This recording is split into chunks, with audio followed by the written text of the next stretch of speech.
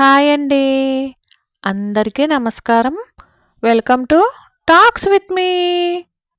ఎలా ఉన్నారండి అందరూ? నేనైతే చాలా అంటే చాలా బాగున్నాను. మీరందరూ కూడా ఇంకా బాగుండాలని మనస్ఫూర్తిగా కోరుకుంటున్నాను. ఇవాల్టి వీడియోలో కొన్ని money saving tips and tricks చూద్దామండి. మనలో చాలామంది ఈ టిప్స్ అండ్ ట్రిక్స్‌ని కూడా యూజ్ చేస్తూ ఉండే ఉంటారు మనీ సేవింగ్ విషయంలోని. ప్రతి ఒక్క ఇంట్లో కూడా ఇలాంటి ట్రిక్స్ అండ్ టిప్స్‌ని ఫాలో అయ్యేవాళ్ళు ఖచ్చితంగా ఒకళ్ళో ఇద్దరో ఉంటారని నేను అనుకుంటున్నానండి. మీరు కూడా ఇలాంటి టిప్స్ అండ్ ట్రిక్స్‌ని ఫాలో అయితే మనీ సేవింగ్ విషయంలో ఏ టిప్ అండ్ ట్రిక్ ఫాలో అవుతున్నారనేది నాకు కామెంట్ సెక్షన్‌లో తెలియజేయండి. ఇక మనం ఆలస్యం కాకుండా మన వీడియోలోకైతే వెళ్ళిపోదాము. దానికంటే ముందు ఈ ఛానల్‌ని సబ్స్క్రైబ్ చేసుకుని సపోర్ట్ చేయండి. అలాగే ఒక చిన్న లైక్ ఇచ్చి ఈ వీడియోని కొంచెం ముందుకు తీసుకెళ్ళండి. అలానే వీడియోపై మీ అభిప్రాయాన్ని కామెంట్ సెక్షన్‌లో నాకు తెలియజేయండి. వీడియో బాగుండి మీ అందరికీ నచ్చుతుంది, ఎంతో కొంత ఉపయోగకరంగా ఉంటున్నాయి అని చెప్పేసి అనుకుంటే మీ ఫ్రెండ్స్ అండ్ ఫ్యామిలీకి కూడా షేర్ చేయండి. ఇక ఆలస్యం కాకుండా మనమైతే మన టాపిక్‌లోకి వెళ్ళిపోదాము. కొత్త ఉదయంలో సరికొత్త ఆశలతో మరొక రోజులోకి మనందరికీ స్వాగతం అండి. సేవింగ్స్ అండి. ఇక ప్రతి ఒక్కళ్ళు ఎంతో కొంత సేవ్ చేద్దామనే చూస్తూ ఉంటారు కదా! అందులో కొంతమంది ఈ విధంగా కూడా సేవ్ చేస్తారండి. అదేంటంటే కొత్త నోట్లండి. మనలో చాలామందికి కొత్త నోట్లను సేకరించే అలవాటు ఉంటుంది కదా! నాకు కూడా ఉందండి. మనకి శాలరీ వచ్చినప్పుడు కొత్తగా కనిపించిన నోట్లన్నీ తీసి పక్కన పెడుతూ ఉంటాను. అలా అని చెప్పి అన్నీ కొత్త నోట్లే వచ్చినాయి అనుకోండి, నా దగ్గర ఉన్నటువంటి పాత నోట్లు ఇచ్చేసి కొత్త నోట్లుగా తీసుకుంటూ ఉంటానండి. కొత్త నోట్లను సేకరించే అలవాటు నాకైతే ఉందండి. వాటితో ఏదైనా చిన్న చిన్న గోల్డు ఇలాంటివి కొంటూ ఉంటాను. మరి మీలో కూడా ఎవరైనా కొత్త నోట్లను సేకరించే అలవాటు ఉంటే సరదాగా నాకు కామెంట్ సెక్షన్‌లో తెలియజేయండి.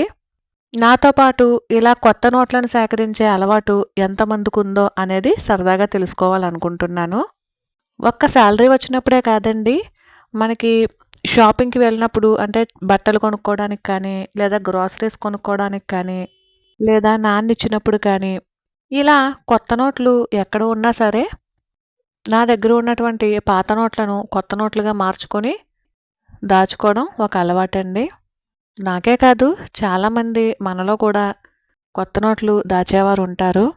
ఇది కూడా మనీ సేవింగ్‌లోకే వస్తుందండి.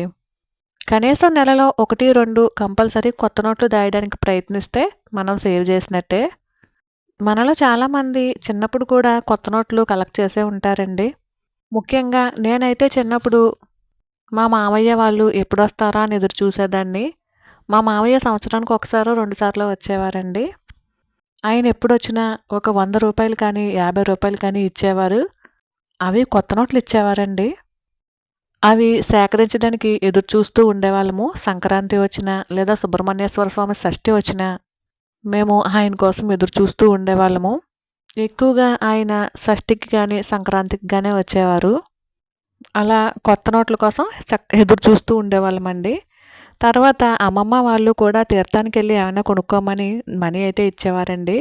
కాకపోతే అవి కొత్తవి కాదు, అమ్మమ్మ వాళ్ళకి ఏముంటే అవి ఇచ్చేవారు. ఇంకొంతమందికైతే ఇలా కాయిన్స్ సేకరించే అలవాటు ఉంటుంది.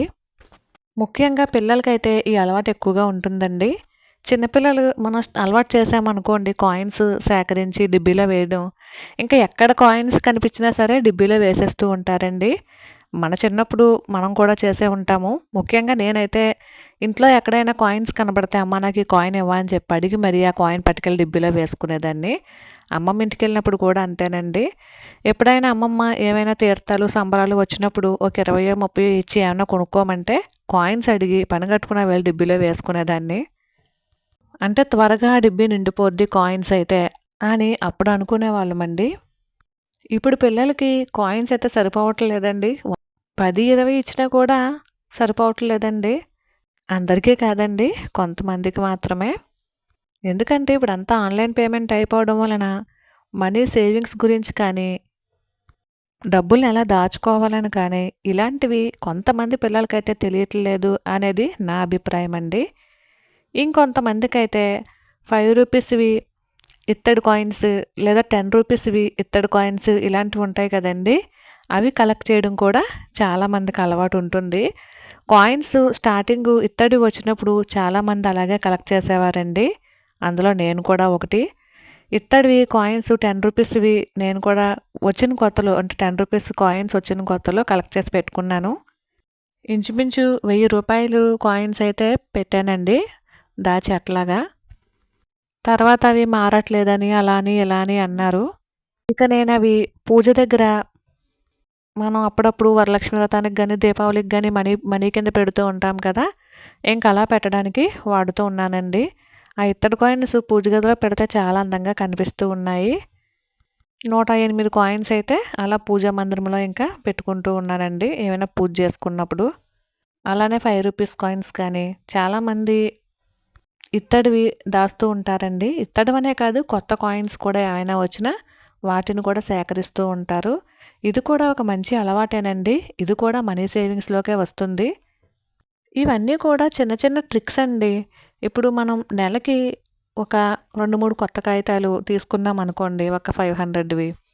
తర్వాత ఒక 20 30 కాయిన్స్ మనం కలెక్ట్ చేసామనుకోండి. అలానే ఈ ఇత్తడి కాయిన్స్ ఒక 10 20 కలెక్ట్ చేసామనుకోండి. అక్కడికే మనకి ఈజీగా రూ. 1000 పైన అవుతాయి కదా! ఇది కూడా మనీ సేవింగ్‌లోకే వస్తుంది.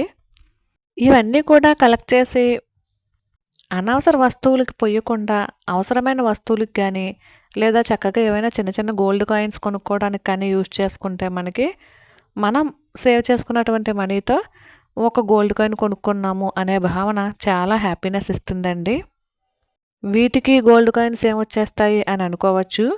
కానీ స్టార్ట్ చేయడమే మనం ఇలాగా కొత్త కాగితాలవి సేకరించడం, కొత్త కాయిన్స్ అవి సేకరించడం అలవాటు చేసుకున్నామనుకోండి, ప్రతి నెల ఎంతో కొంత పోగొడతాయండి. ఒక నెలలో తీసుకోలేకపోవచ్చు. 5, 6 నెలల్లో ఖచ్చితంగా 1 గ్రామ్ కానీ, అర గ్రామ్ కానీ తీసుకోవచ్చు.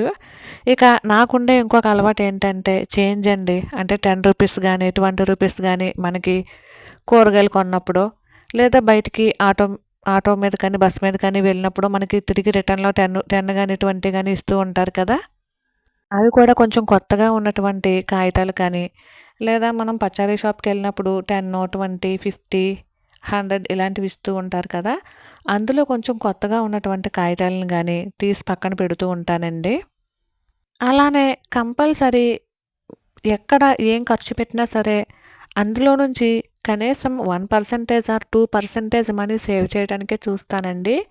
ఉదాహరణకి నాకు ఒక రూ. 1000 షాపింగ్‌కి ఇచ్చారనుకోండి, ఏ పండగకైనా బట్టలు తీసుకోమని ఒక రూ. 1000 ఇచ్చారనుకోండి, అందులో కనీసం రూ. 100 మిగిల్చడానికి ట్రై చేస్తానండి.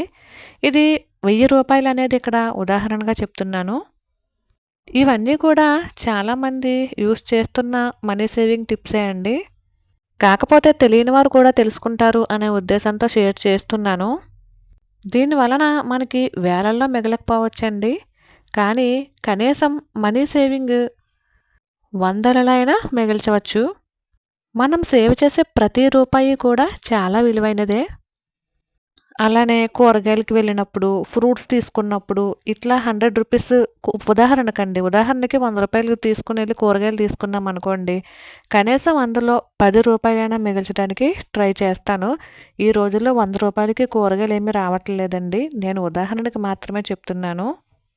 వట్టి కూరగాయలనే కాదండి, మనం బయట ఏం తీసుకున్నా సరే కనీసం ఒక రూ. 10 మిగిల్చుకునేటట్టు ట్రై చేసామనుకోండి, అదే మనకి మనీ సేవింగ్ అవుతుంది అనేది నా అభిప్రాయం అండి. ఇలా ఈ విధంగా ఇన్ని రకాలుగా మనీనైతే సేవ్ చేయడానికి ట్రై చేస్తూ ఉంటాను. నేనే కాదండి, మనలో చాలామంది కూడా ఇలాంటి మనీ సేవింగ్ టిప్స్‌ని, అలాగే ట్రిక్స్‌ని యూజ్ చేస్తారనే అనుకుంటున్నాను. ఎందుకంటే చాలామందికి కొత్త కాగితాలు కలెక్ట్ చేసే అలవాటు ఉంటుంది. కాయిన్స్ కలెక్ట్ చేసే అలవాటు ఉంటుంది. అలానే 100 రూపీస్ బయటికి ఏమైనా కొనుక్కోవడానికి తీసుకెళ్తే రూ. 10 మిగిల్చుకునే అవకాశం ఉంటుంది. రూ. 10 మిగలలేదనుకోండి, కనీసం ఒక రూ. 5 మిగిల్చుకునేటట్టు చూసుకునే వాళ్ళు చాలామందే ఉంటారు. ఉండడమే కాదండి, ఉండాలి ఖచ్చితంగాను. ఇలాంటి చిన్న చితక టిప్స్ పాటిస్తూ మనమైతే మనీ సేవింగ్స్‌ని అయితే స్టార్ట్ చేయొచ్చండి. దీని వలన మనకి లక్షల్లో మిగలకపోవచ్చండి. రూపాయికి రూపాయి తోడు అన్నట్టు, 100కి 100 తోడు అన్నట్టు కనీసం 1000, 2000 అయినా సరే మిగిల్చుకోవచ్చు అనేది నా అభిప్రాయం అండి. వీటిలో మీరేదైనా సరే ఫాలో అవుతున్నట్టయితే నాకు కామెంట్ సెక్షన్‌లో తెలియజేయండి. సరదాగా నేను కూడా తెలుసుకుంటాను. మరైతే ఇదే అండి ఇవాల్టి వీడియో. ఈ వీడియో కనుక మీ అందరికీ నచ్చినట్లయితే please like, share and subscribe. మరొక వీడియోతో మళ్ళీ కలుసుకుంటానండి. అంతవరకు ఉంటానండి. బాయ్ అండి. Thank you for watching.